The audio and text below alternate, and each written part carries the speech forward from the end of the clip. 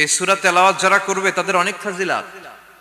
এক নাম্বার ফাজিলাত হচ্ছে এই সূরাটা মানিআতুন মিন আযাবিল কবর। এই সূরা যারা তেলাওয়াত করবে তাদের কবরের আযাব হবে না। কবরে যাওয়া লাগবে কি লাগবে না? যাওয়া লাগবে না। কার কার হাত তোলেন? একজনও নাই। সবাই কবরে যাবেন। একদিন মাটির ভেতরে হবে ঘরে মন আমার, কেন বান্ধ দালান ঘর? প্রাণ পাখি উড়ে যাবে পিঞ্জর ছেড়ে, ধরা ধামে সবই রবে তুমি যাবে চলে।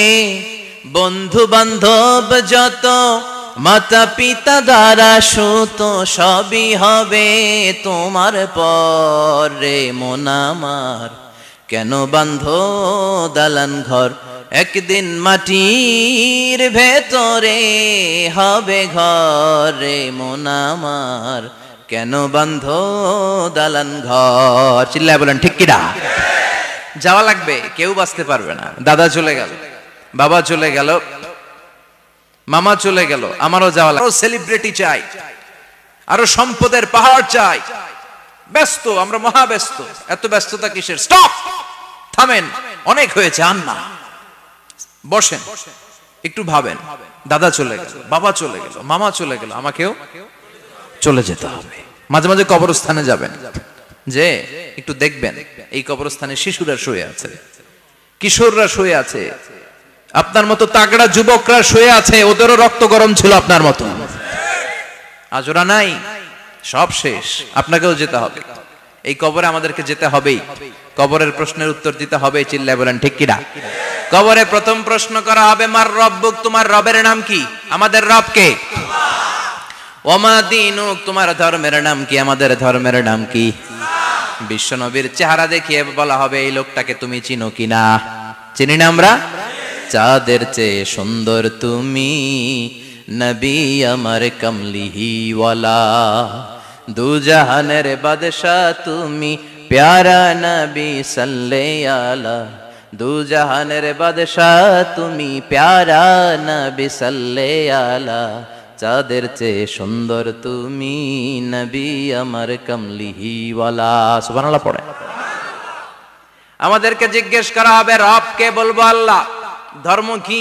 বলবো ইসলাম। এই লোকটারে চিনো নাকি? আমরা বলবো চিনি, আমাদের প্রাণের নবী মুহাম্মদ সাল্লাল্লাহু। তিনটা প্রশ্নের উত্তর করতে পারলে এডিশনাল আর একটা প্রশ্ন, ওমা ইলমুক। এই তিনটা প্রশ্নের উত্তর জানলা কেমনে? নকল করছো নাকি? বাংলাদেশে নকল আছে না নাই? কোথায় নকল করে? হ্যাঁ, কিছু লিজেন্ড আছে দেখি, একেবারে জামার ভিতরে নকল, টুপির ভিতরে নকল, স্কেলের ভিতরে নকল, মৌজার ভিতরেও নকল। আছে না নাই? কথা বলেন। ফেরেশতারা বলবে, তুমি তিনটা প্রশ্নের উত্তর করলে কি করে? আপনাকে বলতে হবে, আমি কোরআন থেকে শিখেছি, আমি হাদিস থেকে জেনেছি। চিল্লায় বলেন ঠিক কিনা? তখন ফেরেশতারা বলবে, আহলান ওয়া সাহলান, মারহাবান, কংগ্রাচুলেশন, তুমি উত্তর করতে পেরেছো। ইফসাহু লাহু কবরুহু ৭০ যিরান, আপনার কবরটারে ৭০ হাত লম্বা বানিয়ে দেয়া হবে। ইফতাহু লাহু বাবুন ইলাল জান্নাহ, জান্নাতের দিকে দরজা করে দেয়া হবে। ইউলবাসু মিন লিবাসিল জান্নাহ, জান্নাতের পোশাক পরিয়ে দেয়া হবে। আর বলা হবে, নাম কানাউ মিল আরুস, বাসর রাতে কনেকে নিয়ে বর যেমনি শান্তির ঘুম, আরামের ঘুম দেয়, তুমিও ঘুম দাও, ঘুমাও। You should get some sleep now, you are very tired man, ঘুমাও, অনেক হয়েছে, ঘুমাও।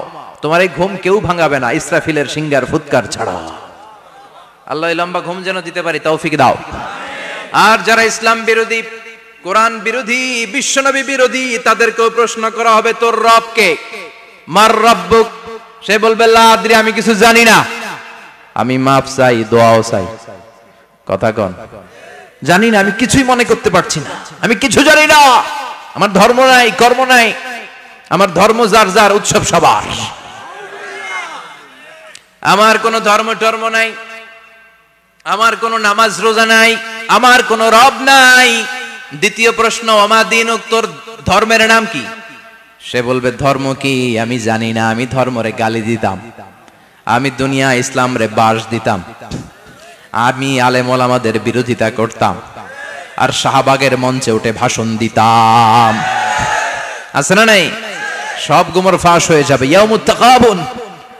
এরপর বিশ্বনবীর চেহারা দেখিয়ে বলা হবে এই লোকটারা চিনো নাকি? সে বলবে চিনি না, তবে আমার বন্ধুরা তার বিরুদ্ধে ব্লগে লিখতো, আমিও ব্যাড ব্যাড কমেন্টস করে দিতাম। এই লোকটার